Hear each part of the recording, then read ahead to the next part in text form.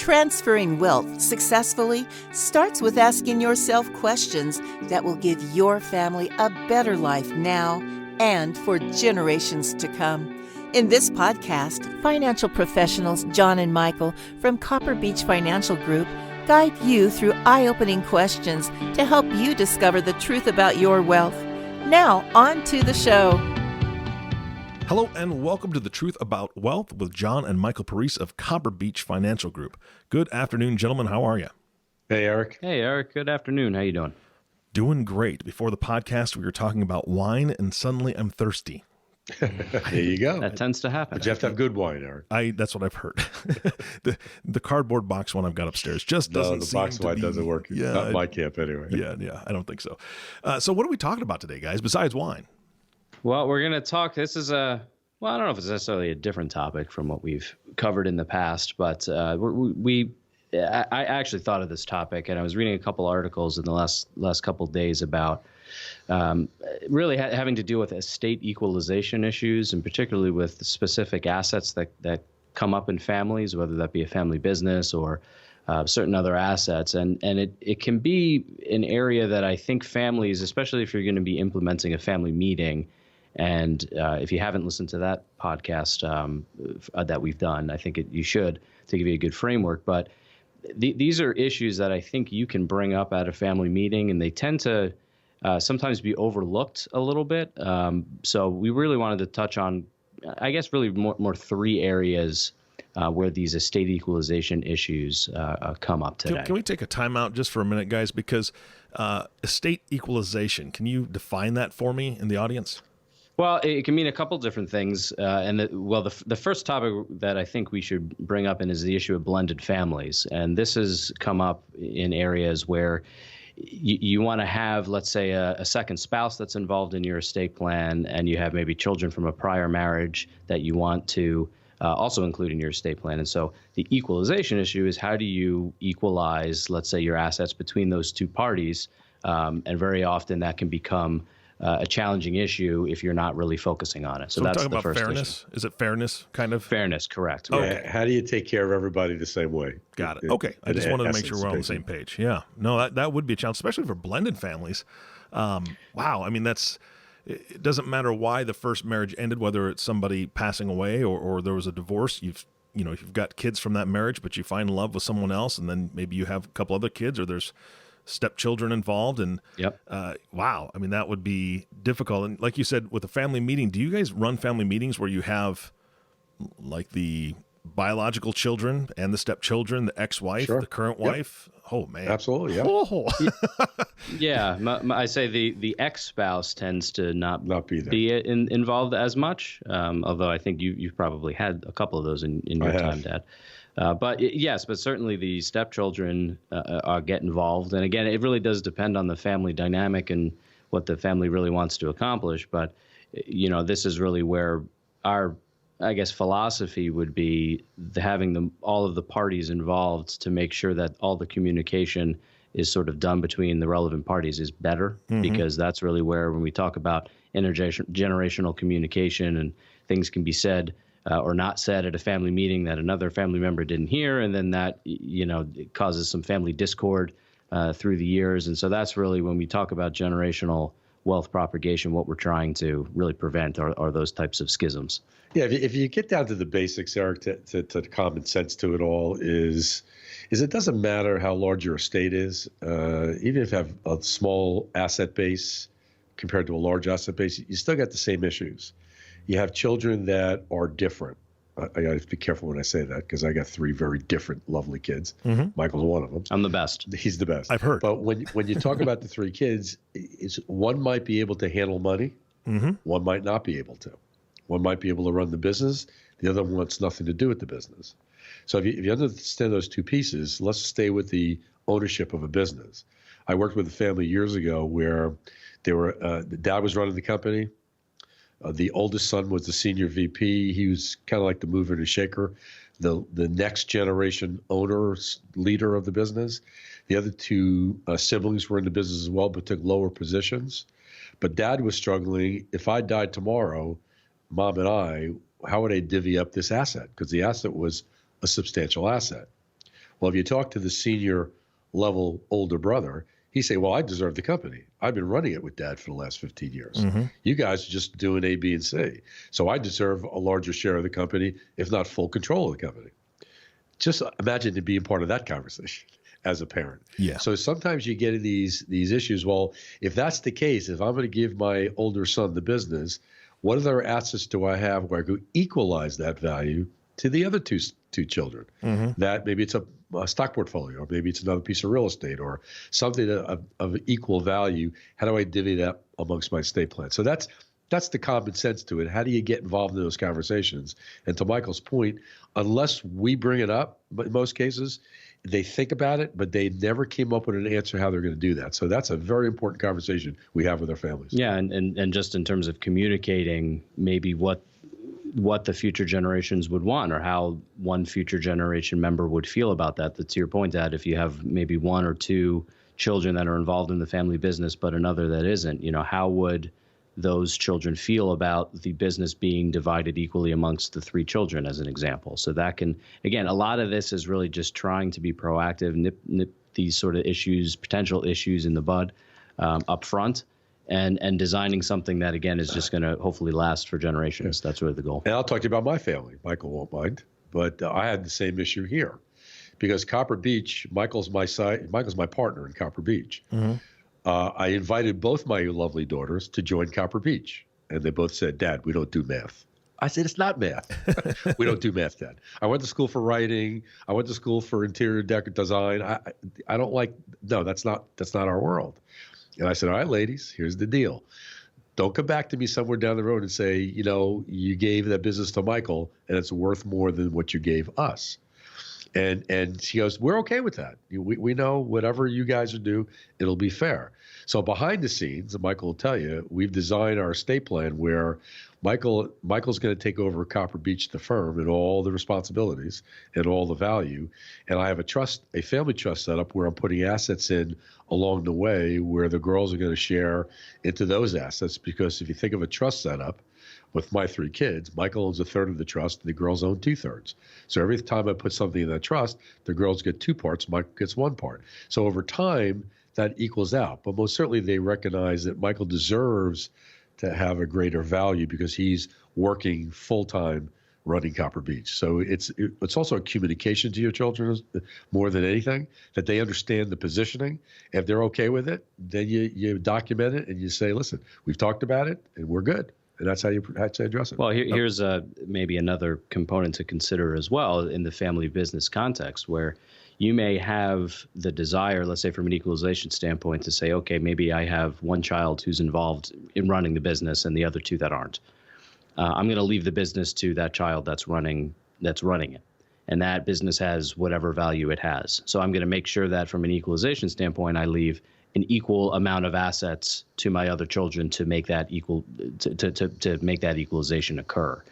But we've also had some conversations with families where the child that's inheriting the business says, well, wait a minute, that asset that I'm inheriting and is a lot riskier, let's say, than the same dollar value of a stock portfolio, as an example. There's not as much requirement to continue to run the business on that stock portfolio. So, is that really fair? So I'm not trying to provide any answers there, but those are the sorts of conversations that you have. And families, if they're involved in that family business context, should at least, again, be proactive and maybe think about how those answers are. Yeah. Okay. Hang on. I'm not suggesting in my situation. I'm smiling at it. I'm watching it very closely. But that does come up. You have a really business that's maybe in an industry where it's very volatile, and that one child says, well, that's maybe not as equal as you originally thought. Yeah, and I want to take a step back just for a minute because I have a couple questions about what you just said. And one comment, first of all, for John, and maybe a question, but your two daughters showed a lot of maturity there. I can't imagine that happens a lot within families, that when money is the main topic, that two of the children out of the three are like, meh, that's fine. Oh, totally fine. John, Michael's worked hard for it. He deserves that. We know we're not going to get a piece of it. It doesn't bother us at all. I just can't imagine that's the norm. Okay. So we can come back to that in a minute, but Michael, to your point, I 100% agree. if you've put in time, effort, energy, and you've been building Copper Beach or any other business that one of your clients' child, whether it's a girl or boy, has been putting into the family business to make it better, to make it stronger, to make it more profitable, I don't believe that the other two children should necessarily have an equal stake or equal inheritance based on the fact that you've worked to build that inheritance. It's not like it was just handed to you where maybe a trust fund is being handed to somebody and it's the same equivalency in cash, or stock portfolio like your example gave. How do you navigate that kind of stuff? Because if I was the child in the business, I'd be happy that the business, it would motivate me to make it better.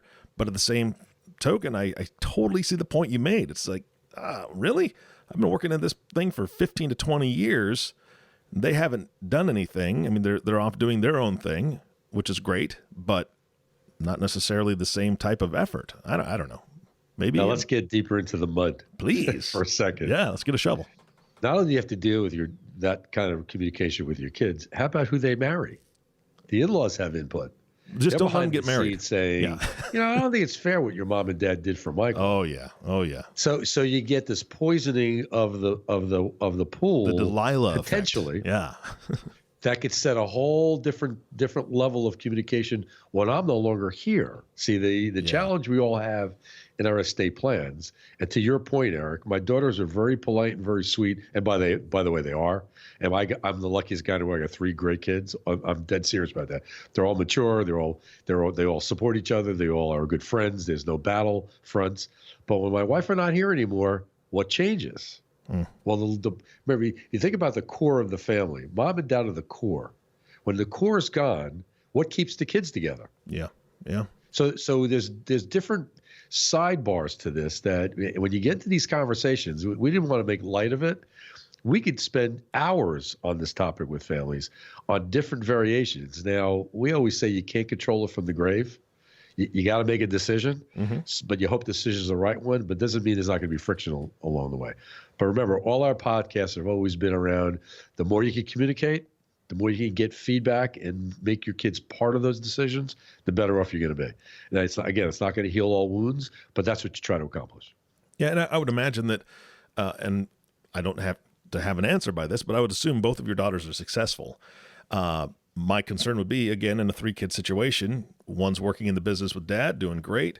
Another one is a doctor or an attorney or a writer that's found a lot of success. And then you've got the guy that's working, at the local convenience store because just doesn't have a whole lot of motivation to do anything because I see a trust fund at the end of the day and I'm going to be okay with that. Yeah, but here's where the sale was made, Eric, to my girls. Sure. Just not to get too deep into my design, but it's an important part of this discussion. Because although Michael's running the company, a couple podcasts ago, we had a gentleman called Mark Sims on, and he opens those private insurance companies to call SAPs. That's right. Segregated Asset Plans. Well, we have one here at Copper Beach, and that's owned in my family trust. And Michael's agreement with me, upon me passing, they had taken over Copper Beach. He's going to continue to fund that insurance company, which comes out of Copper Beach, revenues coming out of Copper Beach to fund our risk pool. If we're lucky enough and would have claims against that risk pool, the girls own 2/3 of that. So on a side note, Michael's supporting the girls through Copper Beach because he's putting money in this trust account from Copper Beach. Does that make sense to you? It does. Yep. So that's a balance. So it's a balance. They are getting benefit from Copper Beach, but very different benefit. Got it. Yeah. Got it. Okay. Yeah, and you brought up that person that was involved in, let's say, like your example, the convenience store person who's, let's say, not as driven to achieve certain things. One other area, this isn't necessarily about estate equalization. Well, I guess it could be estate equalization, but one provision that we've seen a lot in the documents that we have reviewed are the issues where there's, let's say, a performance bonus that's equivalent in terms of, let's say, a distribution out of a trust to a beneficiary that is essentially calculated based on how much income you earn in an outside endeavor, right? Mm-hmm. So if you're a doctor and you're making $500,000 a year, based on the formula inside of the estate documents, you'll get an extra distribution from the trust because you're earning more money versus, let's say, the person who's more successful. Right, you're more successful versus someone who financially, exactly. Because I mean, let's talk about teachers. Let's talk about priests. Yeah. Right, to where you get to that. Yeah, that's the negative side. Sure. Yeah, so I mean, these estate equalization type of concerns can backfire. I think everybody has good intentions with that type of design in their estate plan. And again, we're not here to say that is the wrong thing to put in your documents. If that's really important to you, then that's fine. It's just these are some of the conversations and things that you should think about before putting that in place, or at least communicating that to your children, if that is something you want to include in your estate plan. So let me ask you this: do you ever have that type of scenario, except for maybe it's determined by how many hours you're working per year, or per 6 months, or per quarter, or whatever? Because it wouldn't matter what you're making as long as you're working, full time, right? I mean, have you seen that before? I have, yes. I've seen it both ways. I've seen the first example where there isn't that qualifier, I guess you could say, where it's just basically straight, okay, if you earn X number of dollars, you get X number of dollars benefit extra from the trust on top of what you're normally going to get. But I have seen probably more commonly what you just brought up, Eric, which is, okay, I recognize that there's certain professions that are noble professions, or you're still working hard, but you're not able to earn as much from a dollar value or financial capital standpoint. And so the trustee of the trust should take that into account when making distributions, again, to try to make everything equal and fair. Yeah, and I love that because, again, I've worked for charities before. I've worked as a family teacher and, raising kids, and that was what we felt called to do. It certainly did not bring in the income on a professional level that a lot of other professions would. But that was our mission, and we worked really, really hard at it. And it would be a little painful to have my mom and dad say, well, that's just not as honorable as, what your sister's doing by making a ton of money doing whatever, right? A lot of my questions are revolving around the thought of one of my boys that lived with me at Boys Town. His parents threw money at him. And we may have talked a little bit about him before on a different podcast, especially with I think the behavioral stuff that we spoke about quite a few months ago. Yep. Yeah. But his allowance, I believe, was around $65,000 a year, which enabled him to not work and do meth.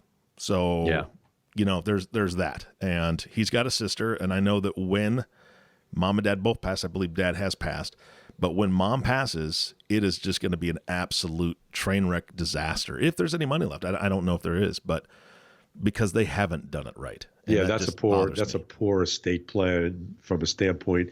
You're not thinking through the what if scenarios. Mm-hmm. That's the challenge we put to our families. What if this would occur? How would you address that? How would you want to address that? And that opens the gate to a lot of conversations. But when you get into the psychology of this, you could see it could go in 50 different directions. In our families, fortunately, that work with us, we push that envelope with them. We know all their kids. They're involved in meetings. So very early on, we see the weakness, if I can use that term loosely, in family members and who might be an issue, who might not be an issue. Mm-hmm. We will address that along the way because parents know. Yeah. I know my kids. You probably know your kids. Mm-hmm. You know what they are, who they are, but you don't know what the future of that person's going to be. So those what if scenarios, what if it's not positive? How do I protect them? Getting back to your gentleman who's getting $65,000 a year. If that's a opportunity to lose wealth. Period. That's not the best way to do it. Versus putting it in trust with a trustee that's controlling that $65,000 and say, what's your health, education, maintenance, and support requirements? Mm-hmm. Well, if they know he's on drugs, they're not going to get him in distribution. They're going to get him to a center. They're going to get him some treatment. They're going to do other things to take care of him, hopefully change his ways. So that's why trusts become, we talked about in multiple podcasts, become a real good necessary tool, a lot of these families, to control those kind of issues. Yeah. And I know that we've spoken a little bit about it before and had some notes from before the podcast. My parents are at a stage where they're giving me things. A lot of the things they're giving me, guys, I'm not at that stage yet with Michael. I don't want them. Okay. I'm just kidding. There's collectibles that they had in a curio cabinet for years and years and years, and I saw them as a child, and now they're putting them in a box and here you go. And I'm like, I don't have room for any of that stuff. I got too much of my own stuff I don't want. With families that are very wealthy, I would assume that there's kind of the same thing where maybe they have a vacation home or they have some place that meant something to them and meant something to the entire family. But now the kids are so busy, 3 kids, right? John, you've got 3. If they're super busy and they just don't have the time to spend at the lake cabin or at the the condo at the beach, I have no idea. But how does that work when something like that is tried, they pass it down? What if 2 of the kids just don't want it or don't have any time? I got a story for you, Eric. All right, please. There's a doctor I worked with in Princeton a long time ago, and he had a house in Maine. And the one of his objectives was he was going to keep this house in the family for generations. It was a favorite place for everybody. They spent their summers there. It was like handed down from his grandfather to his father, now to him. So his trust was set up. This house stays in trust for the benefit of my children. And I said to him, that's great. Who's going to pay for everything? And how's that work? Mm-hmm. So he said, good question. So he said, what my father did, he set up this pool that he funded, but it ran out pretty quickly. So if you have one of these designs, you have to make sure there's some kind of a funding mechanism to make sure that that asset is taken care of by another source. Now, that source can shift along the way. And you get to a point where maybe 2 of the kids say, you know what, I can ill afford to pay for that place in Maine, buy me out. So there's buyout provisions in these documents. They have first rights of refusal. They can do a lot of different things to get everybody easy way out if they don't want to spend the money to keep it going, as an example. Because that might have been his vision to keep that house in trust, but it actually poured out to the kids at a certain age, which we corrected. So now it stays in trust for that because it was so important to him. We kept it in trust until perpetuity. So the trustee makes the decision. And you guys, go ahead. No, I was just going to say that there's a lot of emotional connection to a family business. I think a vacation home is probably another, asset that probably elicits the most emotional response for the reasons that you hinted at, Eric, in terms of, it's a family vacation spot. There's a lot of really good memories. And so that's one asset that if some friction can develop when you have, let's say, one child that wants to keep it, the other child doesn't, or one child wants to use it more, and all those different things that, again, it's about communication. So with trusts, and I just don't know how, I know there's a lot of different types. We had one podcast where it was just all letters. For 30 minutes, it was just letters. Acronyms, but, yes. Yeah, acronyms.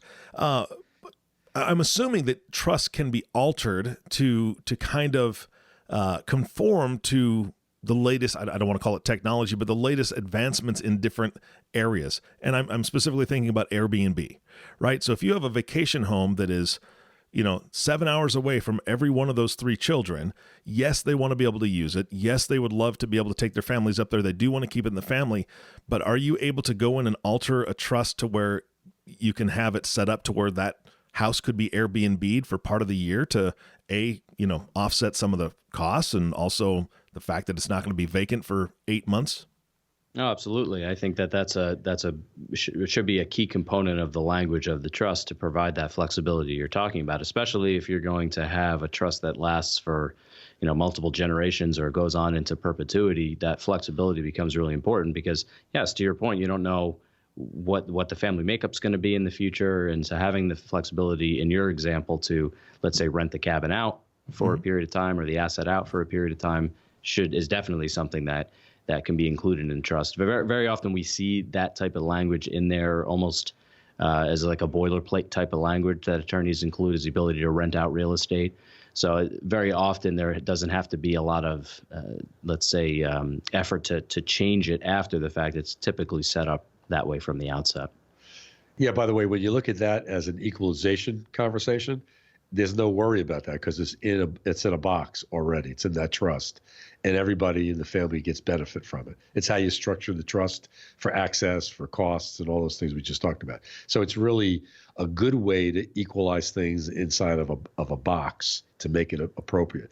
Now, getting back to that family business, the challenge you have typically, that's usually the largest asset in the client's arsenal of assets. And we work with a family. I think the company's worth $30 million, and he has very small investment accounts. All his money's in his business, and he has a young son that's running the business. The other two are not. So how do you equalize that? Well, he uses life insurance to do that. So he sets up a trust where he gets a life insurance policy on him and his wife. It's called a survivorship policy. Upon their death, there's enough death benefit code that trust equalizes the value to the company that the other son got. So there's a lot of techniques around equalization, but insurance is a part of a decision that clients make because it's easy. It's liquid cash. It's leveraged. And it's not a dollar for dollar transaction. So sometimes that works really well. Going back to something you said earlier, you said a lot of people have thought about this, but they haven't had the conversation. Right. Why do you think that is? Is it just something they want to avoid because they just, man, I really don't want to open this can of worms? Or is it something they just don't think they can actually, they don't have a resource to have this conversation? Yeah, they're too close. They're too close to the process. In other words, they get emotionally connected to what's fair. And how do I evaluate fair? And we've talked on many podcasts, you don't know what you don't know. So our role typically is educating him on options. And again, those what if scenarios, we walk them through to get them comfortable that there's just not one answer to the question. There's 5 answers to the question. And then we're the bad guys when we present it to the family. They point, John and Michael came up with this, not me and Mom. Yeah, exactly. Guys. Yeah. So we're like the scapegoat, which we take that with pride and joy, believe me, because that's our role. So John and Michael recommended this, and we like the idea. What do you guys think? And it now becomes a dialogue. So it's really fascinating when you get this communication between the family members, and we can't emphasize it enough. And we've always done that on these podcasts. It's all about how you communicate on every level, and if you shortchange that, you're just asking for trouble, and that's really what happens. Unfortunately, there are not a lot of families that do a lot of that, and that's the challenge I would have anyone listen to this podcast. Talk to your kids, talk to your advisors, have your advisors become part of that. Implement different annual meetings, and try it out. You're going to make mistakes, but try it out. Hire a coach, hire a consultant. I mean, there's a lot of ways to approach it. And it's not in your hands anymore. You outsource it to someone that's a professional, and that's what they do all day. So it's really getting that client to feel comfortable to do it that way. And speaking of communication, if somebody wants to reach out and talk to you about this, because we are really short on time on this podcast, how do they get a hold of you so they can start this conversation with you guys? Well, you can go to our website, www.cbfgllc.com, or you can call us on the phone, of course. We still have those here. That's area code 856-988-8300. Well, guys, I think let's go to our website for our white papers and our podcasts, or subscribe to our podcast. You get updates on all these different strategies over time. It might help. All right. And a reminder to everybody listening, these guys work nationwide. Copper Beech works nationwide. So if you're hearing this, doesn't matter what state you're in, give them a call, open that conversation. John and Michael, my advice to you is when you do have those family meetings, if it's going to get a little hairy, go with the plastic utensils. That's just my thought. We haven't had that challenge yet. Okay. We'll keep you posted. Or the plastic wine glasses. One of the two. There you go. Exactly. Cardboard and plastic. Oh, no cardboard boxes. All right. Guys, thank you so much. This is a fantastic podcast, and I hope that there are people listening to this that are saying, you know what? I really do need to have the conversation, even though I don't want to. And my conversation is going to start with John and Michael. So I hope they give you a call and start that process so they can get their family situation in order and sleep better at night, really.